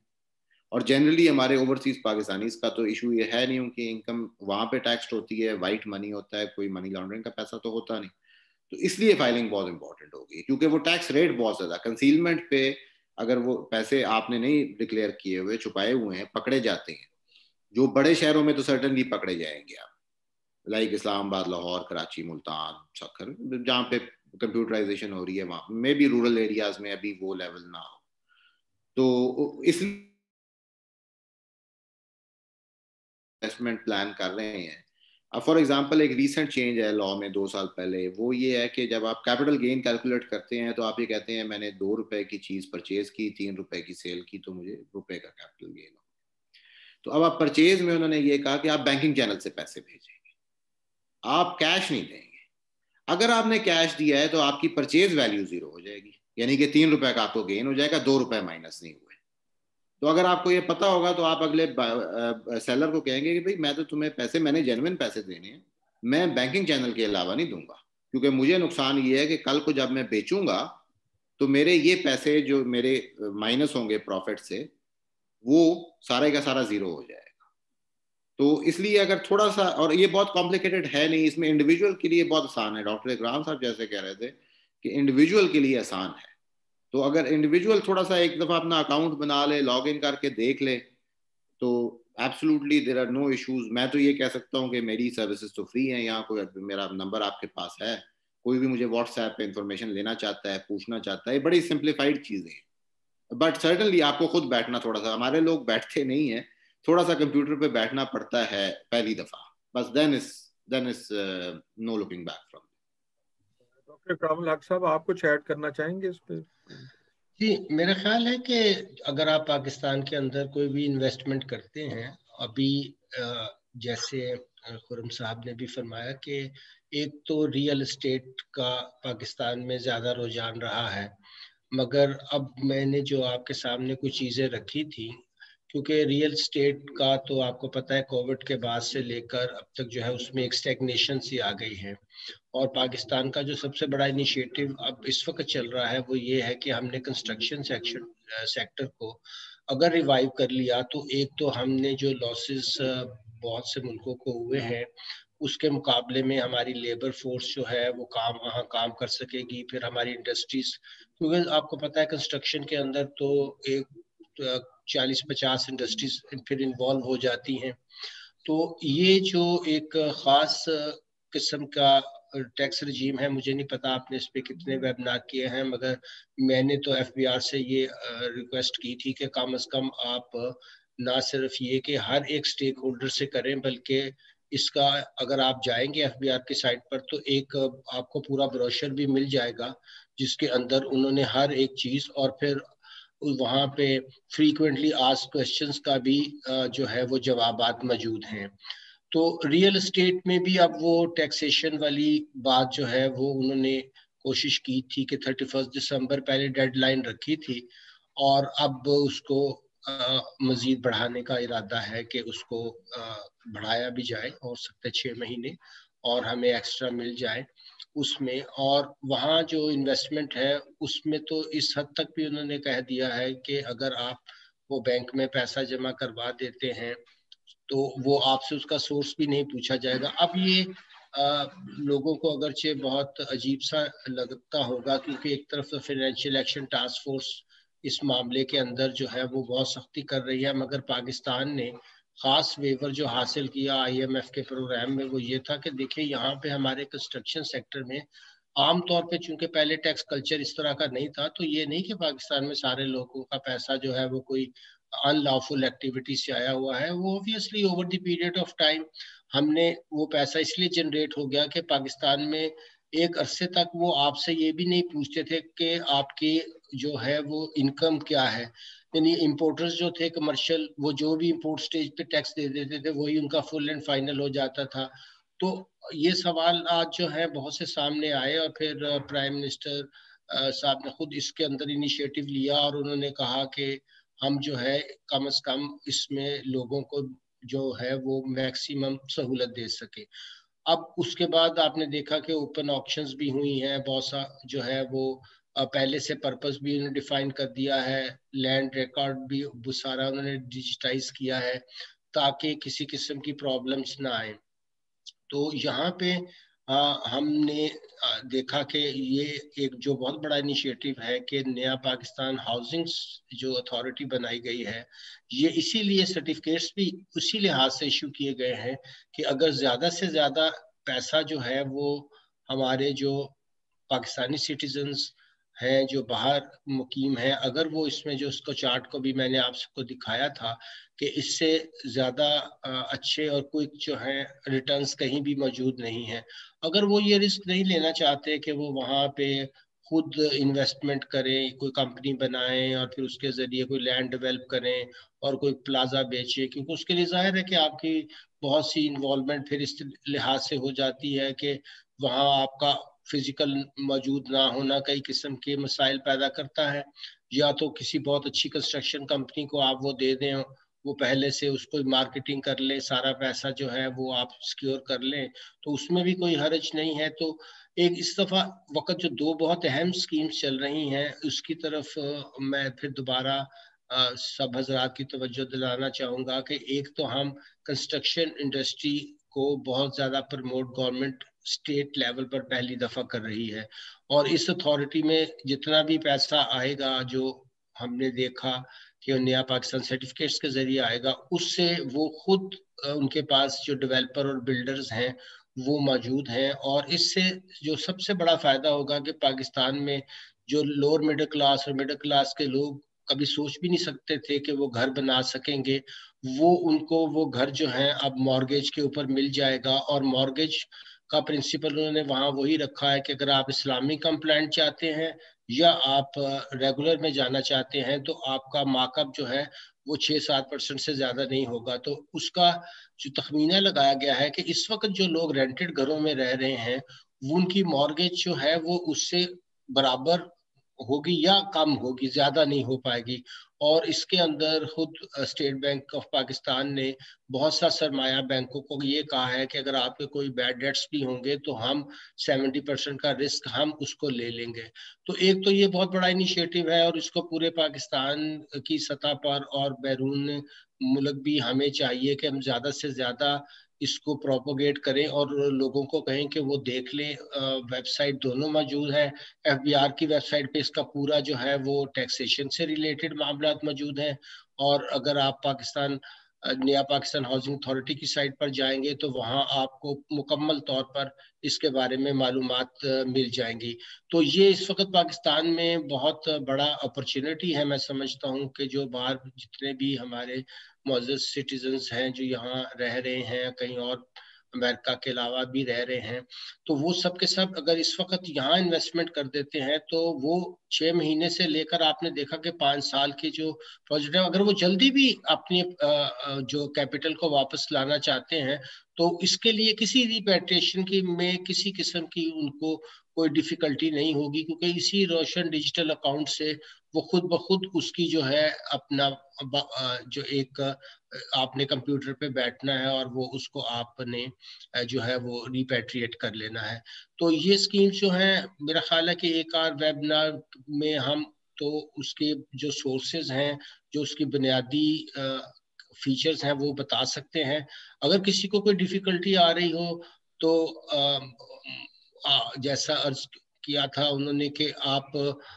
खुरम साहब ने कि आप उनसे राब्ता कर सकते हैं, एफबीआर पे राब्ता कर सकते हैं, मुझसे राब्ता कर सकते हैं, बिल्कुल उसमें कोई फी का चार्ज का ये मैं इससे ओनली फॉर द नेशन। और हम ये समझते हैं कि अब पाकिस्तान के अंदर चाहे वो हाई टेक की चीज़ें हों या वो रियल एस्टेट कंस्ट्रक्शन की हों, दोनों सेक्टर्स के अंदर हुकूमत की तरफ से जो इंसेंटिव्स हैं और जो सहूलियात हैं वो अब इतनी हैं कि कम से कम बगैर किसी जहनी परेशानी के, और जो पास्ट में और मैं कहीं कहीं चैट में देख भी रहा हूँ कि लोग जो शिकायत अभी भी कर रहे हैं कि जी हमने नादरा में अप्लाई किया, हमें वो नहीं मिला है, और भी जो भी उनके ग्रीवेंसेस हैं, तो उसके लिए भी मैं अर्ज करूं कि अगर आप प्राइम मिनिस्टर सिटीजन के पोर्टल पे जाएं जहां पे आप अपनी ग्रीवेंसेस, पहले तो मैंने लॉ से रिलेटेड आपको बता दिया कि आपको जरूरत नहीं है कि आप लॉयर्स को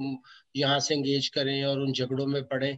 हर हाई कोर्ट का भी कंप्लेंट सेल मौजूद है नॉन रेजिडेंट पाकिस्तानियों के लिए, और सुप्रीम कोर्ट का भी कंप्लेंट सेल मौजूद है। आप बेशक अपने मिशन के अंदर उनके लिंक्स भी लगा दीजिए, और उसके अंदर यानी मैं आपको, चूंकि जाहिर है कि मैं सुप्रीम कोर्ट तक प्रैक्टिस भी करता हूँ, उसके अंदर मैंने बहुत सी रेजोल्यूशंस होते देखे हैं। यानी कि अब मैं नाम लिए बगैर अर्ज करना चाहता हूँ कि 2-3 हफ्ते पहले ही एक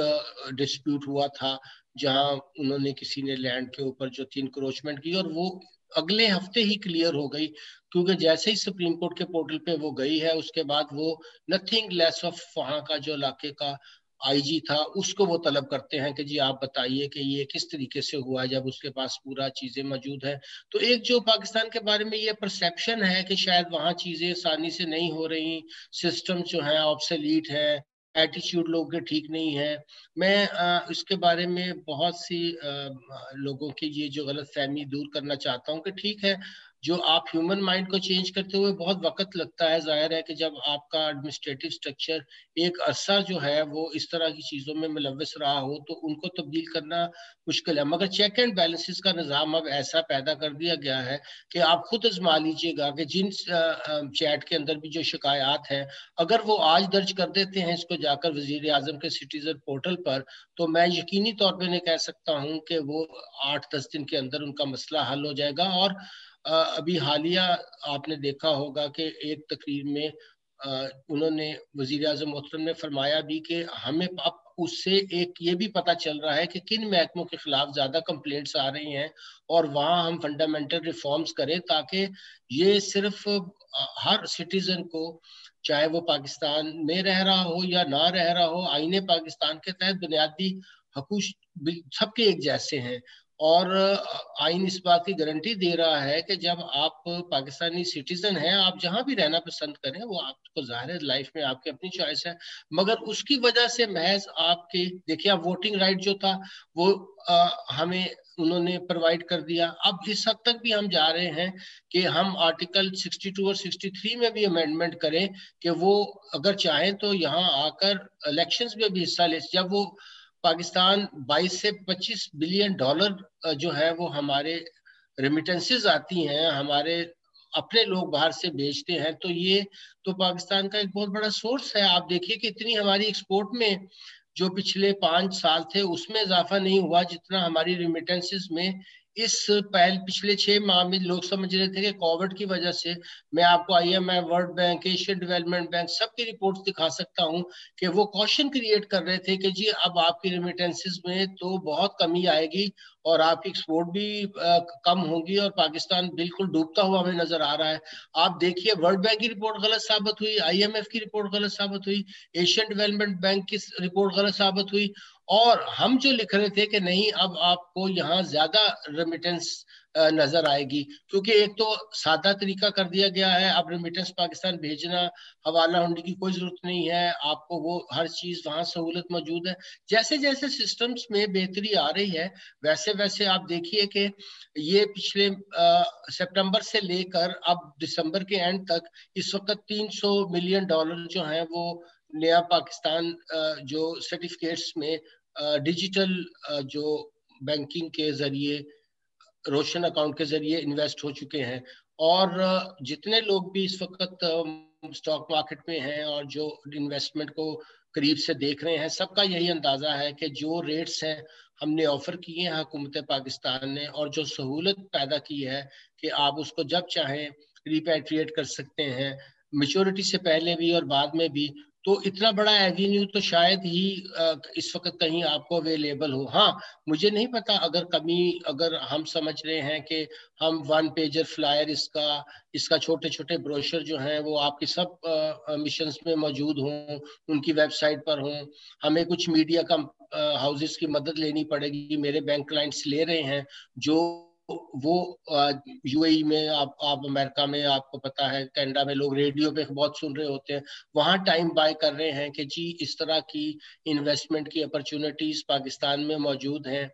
और 3-4 कंपनीज को मैंने पीछे देखा है जो जिन्होंने साइन, उसमें US मीडिया की भी एक बहुत बड़ी कंपनी है। तो डॉक्टर हमारे साहब वो बैंक्स वगैरह हमें भी अप्रोच किया है और हमने भी वेबिनार किया था, एम्बेसी ने भी किया था, और हमारी एम्बेसी एक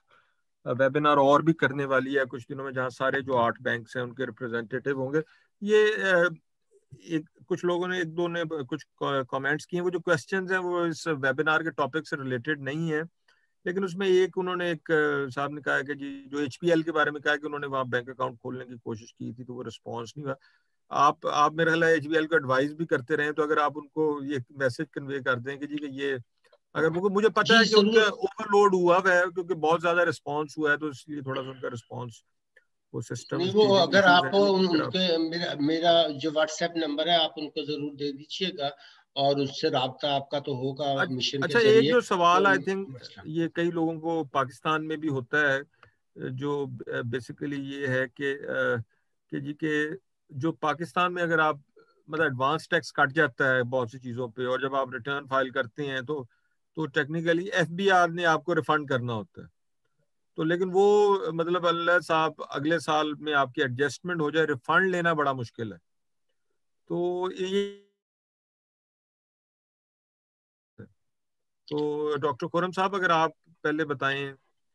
तो इसके बारे में। वाकई ये बात सही है, जो खामी है वो अपनी माननी चाहिए और खुले दिल से माननी चाहिए। एफबीआर से रिफंड लेना मुश्किल है,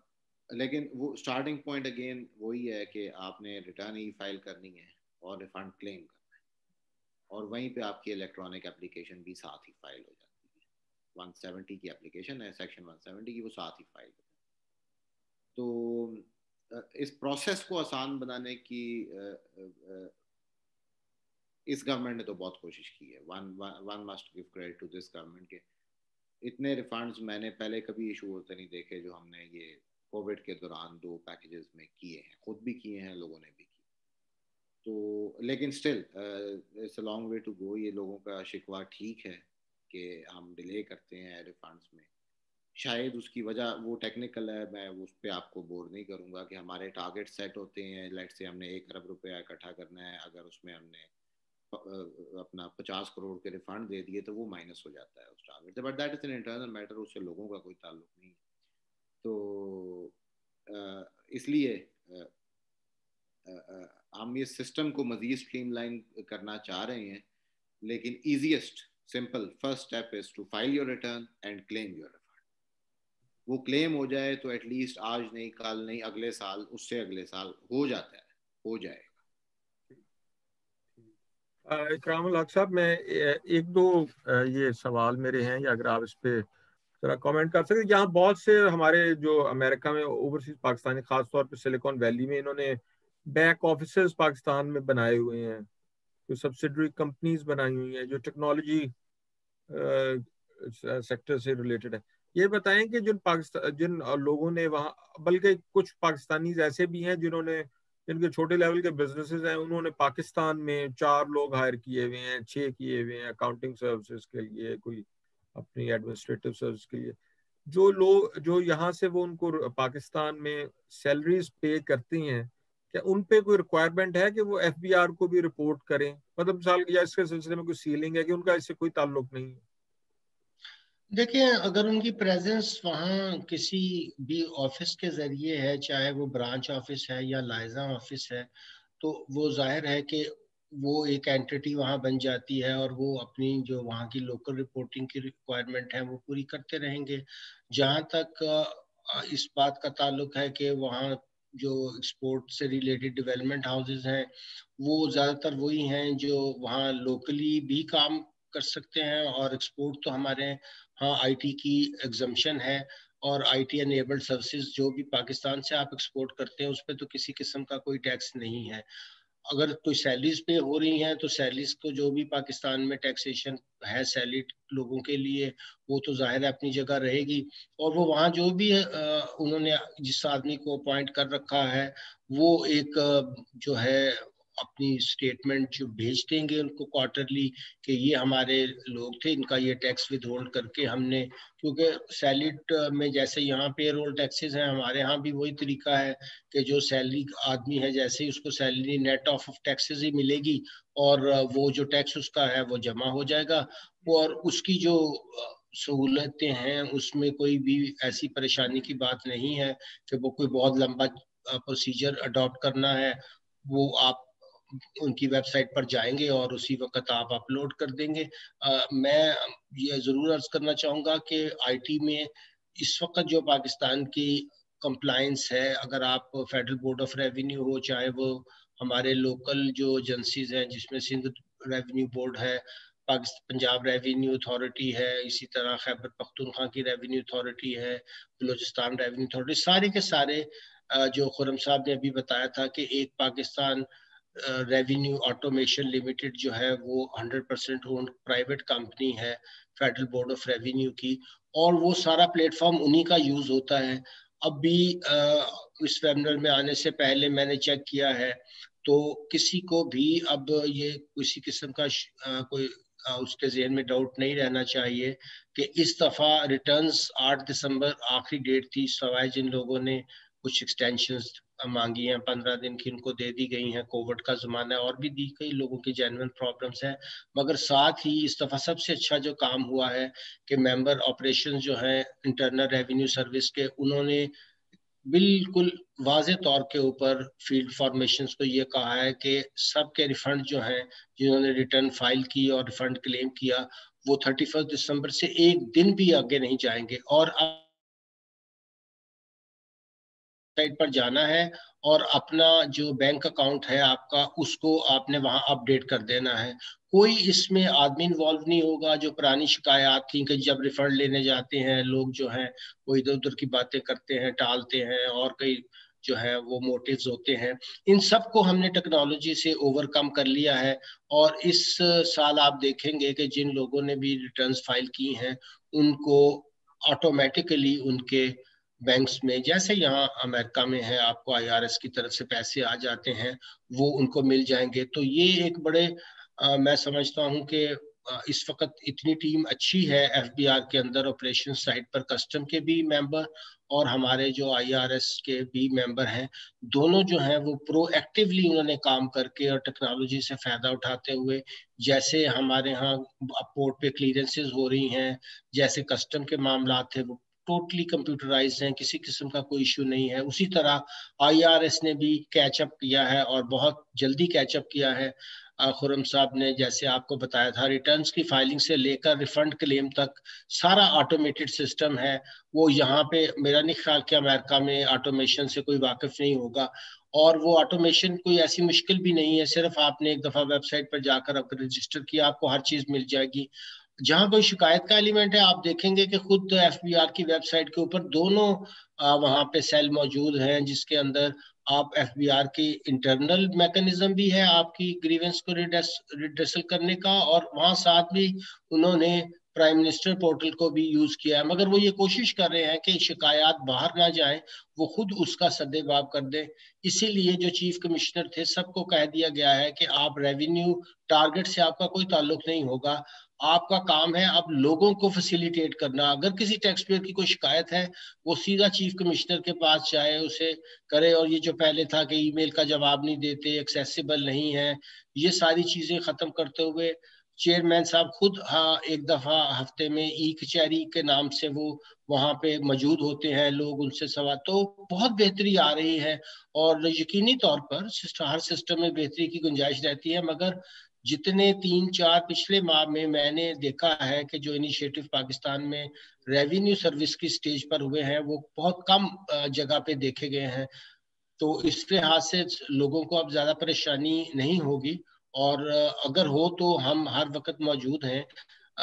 एफबीआर के लोग भी मौजूद हैं, हम खुद भी पर्सनल इंटरेस्ट लेकर उनका काम करने को तैयार हैं। अगर किसी को भी कोई मसला हो, जैसे मैंने पहले भी अर्ज की थी कि वो कोई इसमें किसी किस्म की कोई कंसिडरेशन इन्वॉल्व नहीं है, this is only for the nation and citizen जो हमारे बाहर रह रहे हैं, वो भी पाकिस्तान की चाहते हैं कि पाकिस्तान आगे बढ़े। तो ये मिलजुल कर जो कलेक्टिव हमारा एक्शन है, ये तभी मुकम्मल होगा कि हम लोग भी वॉलंटियर करें कि ठीक है, जो हम प्रैक्टिस तो अपनी करते हैं, मगर ये भी हमारी ड्यूटी है कि हम जो पाकिस्तान के अंदर सिटीजन है या बाहर हमारे लोग रह रहे हैं, उनकी पूरी रहनुमाई करें। मेरा नंबर आप वाइडली जिन लोगों को दी, जब चाहें वो मुझसे रब्ता करें, और मैं उनका हर मसला इंशाल्लाह ताला हल करने की पूरी कोशिश करूंगा। डॉक्टर साहब, एक जो मैं मेरे ख्याल हमें घंटे से ज्यादा हो गया, मैं इसको सम अप करने से पहले मैं एक आखिरी जो टॉपिक है उस पर आपका कमेंट होगा। आजकल बहुत से यहाँ से पाकिस्तानीज जो है पाकिस्तानी स्टार्टअप्स में इन्वेस्ट कर रहे हैं, सिलिकॉन वैली से यूएस में। तो ये बताएं कि जो स्टार्टअप्स में आप इन्वेस्टमेंट करेंगे तो उसका कोई टैक्स लॉ डेवलप हुआ है अभी पाकिस्तान में? जी बिल्कुल। उनको कोई स्पेशल कोई इंसेंटिव है, क्योंकि स्टार्टअप्स में इन्वेस्टमेंट जरा हाई रिस्क कंसिडर होती है। तो जी वो तो टोटली टैक्स उसको एग्जम्प्ट भी रखा गया है, और उसके लिए जो भी उसकी रजिस्ट्रेशन का प्रोसेस भी बहुत आसान है, और किसी किस्म की टैक्सेशन नहीं है हमें। मैंने अभी इसीलिए आपको खास तौर पे जो लेटेस्ट ऑर्डिनेंस था वो भी आपके सामने रखा, कि जो बेस इस चीज पे करता है कि आगे नॉलेज बेस इकोनॉमी को कैसे जो है आगे बढ़ा जाए। मैंने अभी एक रेज हैंड भी देखा है, और वो यूसुफ नसीर भाई हमारे लॉन्ग आइलैंड पे बहुत जो है बिजनेस में और बहुत पुराने जो है उन्होंने यहाँ कौम की भी खिदमत की और वहाँ अमेरिका में भी नाम बनाया। अगर उनको आप सवाल का मौका दें और भी जो लोग रेज हैंड करें तो हम जरूर जो है वो उस पर थिंक करेंगे। तो आप अगर उनको अनम्यूट करें और उनका सवाल ले लें तो जी जरूर। जी जी मेरा ख्याल है मुझे यूसुफ साहब, आप यूसुफ नसीर इनका नाम है जी? जी हाँ जी जी, अस्सलाम वालेकुम इकराम।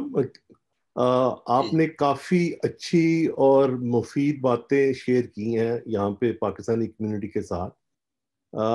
लेकिन एक कंसर्न है जो हम आम जितनी भी अच्छी पॉलिसीज आती हैं, जब गवर्नमेंट चेंज होती है तो उसके साथ ही वो पॉलिसी सारी चेंज हो जाती है। तो लॉन्ग टर्म प्लानिंग में कोई ऐसी गारंटी कोई है कि भाई ये जितने भी पॉलिसीज आपने शेयर की हैं ये सस्टेन करेंगी? क्योंकि मुझे याद है बड़ी अच्छी तरह एक वक्त था कि ये था बड़ा कॉमन कि भी आप बाहर से पैसे ले आए, कोई आपको नहीं पूछेगा कि ये कहाँ सोर्स क्या है। तो अभी रिसेंटली पाकिस्तान में ये एक बड़ा इशू बना हुआ है।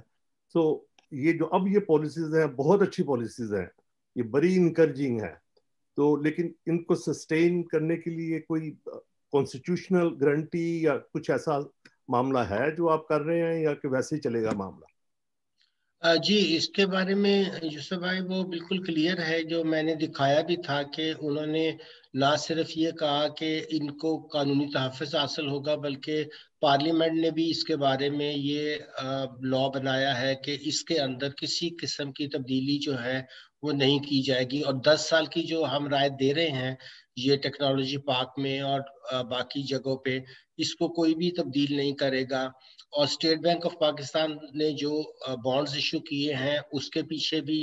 जो पार्लियामेंट की जो है लेजिस्लेशन मौजूद है। आपने बड़ा अच्छा सवाल उठाया था, क्योंकि जाहिर है कि एक जमाने में ये बिल्कुल था कि आप जो भी पैसा थ्रू फॉरेन रेमिटेंस भेजते थे और वो पाक रुपी में आके कन्वर्ट हो जाता था, उसके बारे में कोई सवाल नहीं पूछा जाता था सोर्स के।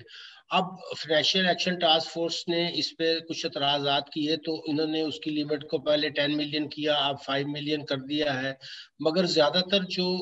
ट्रांसपेरेंसी का मसला है वो अपनी जगह पे मौजूद है। मगर मुझे कोई भी ऐसी फॉरेन रेमिटेंस नजर नहीं आ रही अब जो सवाए सस्पिशियस ट्रांजैक्शन में चली जाए। वो तो अमेरिका में अभी जो फिनटेक की रिपोर्ट इशू हुई है उसमें आपके भी कितने बैंकों के बारे में उन्होंने रेड फ्लैग जो है वो इशू किया है। तो वो प्रॉब्लम जो है वो आमतौर पे हमें ज्यादा टारगेट किया जाता है, हालांकि पाकिस्तान के अंदर सवाए 4-5 केसेस के वो उनकी रिपोर्ट में, अगर आप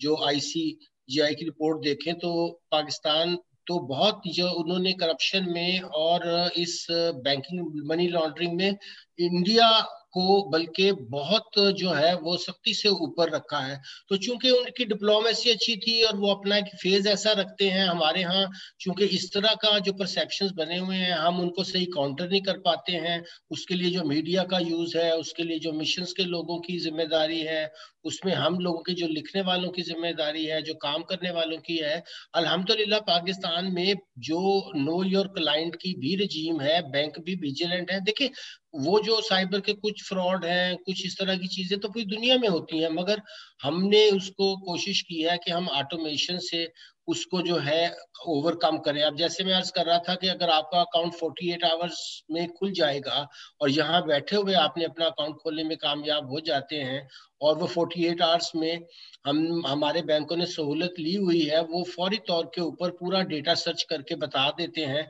कि ये इस अकाउंट में किसी किस्म का या इस शख्स के बारे में या इस कंपनी के बारे में किसी जगह कोई सस्पिशियस ट्रांजैक्शन का पहले से उसके लिए हमारे जो बैंक क्लाइंट्स हैं वो बहुत बड़ी रकम अदा कर रहे हैं उन कंपनीज को जो ये सर्विसेज दे रही हैं। अभी पिछले दिनों मैं खुद अपने साथी एक्सपीरियंस से आपको बता देता हूँ कि मेरे बेनोई का यहाँ प्लॉट था, वो बिका, पावर ऑफ अटर्नी से बिका, पैसा आया, हमने बैंक को दोनों चीजें दे दी कि ये इनकी 7-8 साल पहले खरीदा था, ये उन्होंने अब बेचा है, यहाँ ये उनका जहाँ पावर ऑफ अटर्नी है। आप यकीन कीजिए कि 1 घंटे के अंदर अंदर उनका पैसा जो था वो अमेरिका में उनकी प्रोसीड चली गई। उन्होंने अपनी मॉर्गेज के लिए जो अपनी इक्विटी देनी थी वो भी दे दी, और जल्द ही अब वो आपके नेबर भी बनने वाले हैं, आपको पता ही है, लॉन्ग आइलैंड पे। तो मैं आपको प्रैक्टिकल एग्जांपल से बता रहा हूँ कि बैंक को जैसे ही डॉक्यूमेंट्स मिले और कोई सी किस्म की कोई, ये नहीं इसका मतलब है कि ऑटोमेशन में जाहिर है कि ये चीज जब चेक हुई होगी तो अमेरिकन ने तो ज्यादा, जाहिर है हर एक क्लियरेंस जो है वो न्यूयॉर्क से होती है डॉलर की। तो हमारे बैंकों ने भी कोशिश करके और बहुत इसमें सरमाया भी लगा के टेक्नोलॉजी के अंदर वो चीजें हासिल कर ली हैं, जहां हम भी बड़ी जल्दी से फिल्ट्रेशन कर लेते हैं कि किसी किस्म का कोई भी, जो जाहिर है कि कोई मुल्क भी नहीं चाहेगा कि वहाँ मनी लॉन्ड्रिंग से रिलेटेड या टेररिस्ट फाइनेंसिंग से रिलेटेड लॉ जो है वो ऐसे हों कि आप जो है वो डिफिकल्टी का शिकार है। जितना आप ट्रांसपेरेंट होंगे उतनी अच्छी इन्वेस्टमेंट आपकी कंट्री में आएगी, जितना ज्यादा आप बेहतर तरीके से करेंगे। आपने बड़ा अच्छे सवाल उठाया और मैंने इसीलिए अब बताया कि अब वो पाकिस्तान का जो नक्शा पहले और डिफिकल्टीज होती हैं अब नहीं है। मैं खुद मौजूद था सियाटल में, और यहीं से मेरे बेटा जो ड्यू में पढ़ रहा था और सियाटल में उन दिनों वो गूगल के साथ कर रहे थे, तो वहीं बैठे हुए पासपोर्ट रिसीव हुआ उनका रिन्यूअल का 100 पेज का, और विद इन 3-4 डेज। यानी ये मैं आपको जाती तौर पे बता रहा। अब वो जॉर्जिया टेक में पीएचडी कर रहे हैं, मगर आप उनसे खुद राब्ता करके पूछ सकते हैं। सो एक परसेप्शन भी हमारे यहाँ जो बना, मैं ये नहीं कह रहा कि माजी में गलतियां नहीं होंगी, मगर अब जरूरत है कि परसेप्शन को ठीक भी किया जाए कि जहां जहां वाकई सिस्टम्स काम कर रहे हैं उसकी प्रोपोगेशन भी की जाए। इसलिए मैंने घर के दो, हालांकि अच्छा नहीं लगता एक वेबिनार में ये बात करते हुए, मगर मैंने इसीलिए घर से 2 मसाले पेश की कि लोगों के जहन में ये जो तासुर है ये खत्म हो जाए। और इस साल तो ठीक है कोविड की वजह से अमेरिका नहीं आ पाया, लेकिन आपको पता है कि हर साल आना भी होता है, और जो है बहुत सी यहाँ बेकर एंड मैकेंजी से लेकर सब कंपनीज के साथ डेली बेसिस के ऊपर टैक्स कंसल्टेंसी भी जारी रहती है। तो पाकिस्तान अब बहुत बेहतरी की सतह पे है। हाँ, जहां जहां शिकायत है मैंने अजाले के लिए कहाँ कहाँ उन्हें जाना चाहिए, क्योंकि ह्यूमन जो रिसोर्स होता है उसको ठीक करने में टाइम लगता है। टेक्नोलॉजी आप आज लगा सकते हैं, मगर वही जो मैन बिहाइंड द टेक्नोलॉजी है वो ह्यूमन फैब्रिक आपको पता है पाकिस्तान में बहुत अरसे हमने उसकी तरफ तवज्जो नहीं दी कि उन्हें भी ट्रेन किया जाए, वो अच्छी तरह सर्विस दे सके। अब जितने बैंक हैं उनके लोग अच्छे हैं, काम कर रहे हैं, और होपफुली ये हम आगे की तरफ जाएंगे। और पीछे की तरफ जो आपने कहा कि पहले होता रहा है वो इंशाल्लाह ताला अब नहीं होगा, क्योंकि इसमें हाई लेवल के ऊपर जो कमेटी बैठती है उसमें हमारे सारी आर्म सर्विसेज के लोग भी आते हैं, उसमें स्टेट बैंक के लोग भी बैठते हैं, प्रेजेंट गवर्नमेंट के लोग भी बैठते हैं, और उसमें बैठकर ये फैसला होता है कि ये लॉन्ग टर्म पाकिस्तान की प्रोग्रेस के लिए पॉलिसीज बनानी है और इसको प्रोटेक्शन भी देनी है, ताकि आज कोई आदमी ये समझ के इन्वेस्टमेंट करते तो कल को उसके साथ जो है वही ना हो जो कर्जा तारो स्कीम वाला काम हुआ था। तो इस तरह की चीजों के बारे में हम भी बहुत सेंसिटाइज हैं, और इसके ऊपर अब मुकम्मल तौर पर हमने जो है वो ऐसा इंतजाम किया है कि कोई भी हुकूमत आकर उसको जो है रिवर्स ना कर सके। डॉक्टर साहब बहुत मेहरबानी, थैंक यू साहब, आपका और डॉक्टर मोहम्मद खुर्रम साहब, आप दोनों का मैं बहुत ज़्यादा मशकूर हूँ कि आपने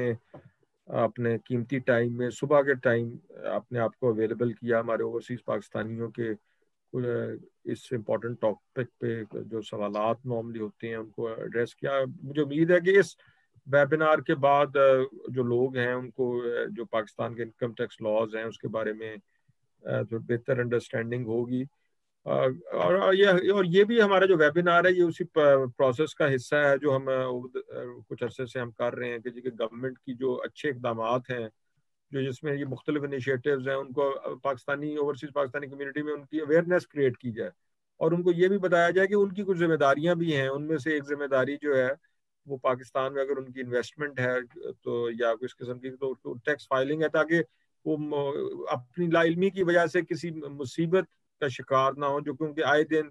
ये जो दुनिया में जो फ्लो ऑफ इंफॉर्मेशन है उसकी वजह से ये चीज़ें हाइड करना, बहुत से लोगों का वो अनइंटेंशनली वो उन्होंने फाइल नहीं किया होता, उसमें कोई ऐसी इंटेंट नहीं इन्वॉल्व होती जैसे कि आपने कहा, तो जैसे उनको उसका नुकसान ना हो। तो मैं आप दोनों का बहुत ज़्यादा मशकूर हूँ कि आप दोनों इसमें आए, और मुझे उम्मीद है कि हमारे लोगों ने आपकी गुफ्तगू को फ़ायदेमंद पाया। मैं इस पे एक सजेशन दूंगा कि अगर FBI अगर ओवरसीज पाकिस्तानियों के लिए कोई सेपरेट हॉटलाइन जो है वो अगर कर लें, बना लें, या कोई सेपरेट डायरेक्टरेट हो जो ओवरसीज पाकिस्तानियों की को हैंडल करे, तो आई थिंक कि वो एक उनके लिए जो ओवरसीज पाकिस्तानी उनके लिए जरा फैसिलिटेशन भी हो जाएगी। ये टेक्निकलिटी इसकी पॉसिबिलिटी है या नहीं ये तो मैं नहीं बता सकता, लेकिन अगर मेरा ख्याल है डॉक्टर खुरम इसके बारे में जायजा लें अपने FBI के सीनियर ऑफिसर्स को। प्रपोजल टू मेंबर ऑपरेशंस, इंशाल्लाह ये पॉसिबिलिटी है और हो सकेगा होपफुली। जी हेल्पलाइन के अंदर तो अभी भी अगर आप ईमेल उनकी हेल्पलाइन की यूज करें तो उससे फौरी तौर पर हो सकता है। एक और मेरे ख्याल में राशिद खान साहब भी एक सवाल को उनका भी हैंड रेज में देख जी, मेरा ख्याल अभी डॉक्टर खुरम साहब को जाना है और हमारा भी टाइम हो रहा है, तो मैं राशिद खान साहब के साथ आपका नंबर शेयर कर लूंगा, तो वो अगर आपसे डायरेक्टली भी